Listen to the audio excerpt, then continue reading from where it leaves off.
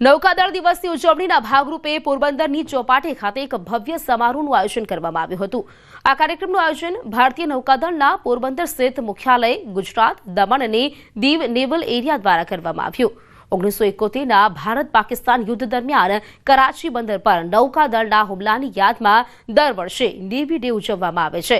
આ ઉજવણીની શરૂઆત ભારતીય નૌકાદળ, એનસીસી અને એસસીસીના ટુકડીઓ દ્વારા પ્રભાવશાળી માર્ચ પાસ્ટ સાથે કરવામાં આવી હતી, જેમાં ભારતીય નૌકાદળના બેન્ડ દ્વારા એકતા અને શિસ્તનું પ્રતીક દર્શાવતું પ્રદર્શન કરવામાં આવ્યું।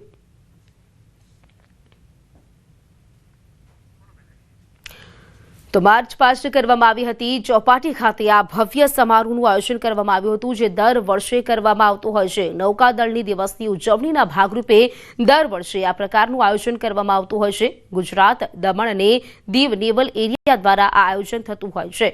સાથે જ વાત કરીએ તો 1971માં જે પ્રકારે યુદ્ધ થયું હતું તે દરમિયાન તેની યાદમાં આ વખતે દર વર્ષે આ ઉજવણી કરવામાં આવતી હોય છે। રાજકોટમાં અટલ સરોવરમાં ચકડોળ ઓપરેટરની ગંભીર બેદરકારી સામે આવી।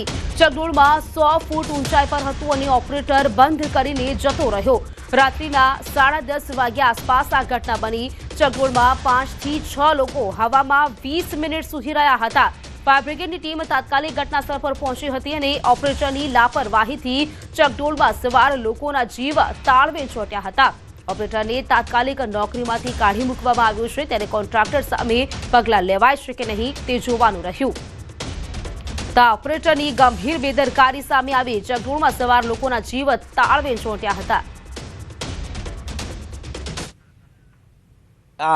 રાઇડ્સ વાળા હતા એ કોઈ જતા રહ્યા, બંધ કરીને જતા રહ્યા। એમનું કેવું છે કે અમે ભૂલી ગયા હતા અમને કે અમને ઉપર ચડાયા હતા અને વોચમેન નીચે બેઠો છે, એને ખબર નથી કે અંદર કોણ હશે। કે વોચમેન નું કેવું છે કે કોઈ મેન્ટેનન્સ કરવું હશે। અડધી રાતે ફેરિસ બિલ નું મેન્ટેનન્સ કરે છે લોકો, બોલો અડધી રાતે।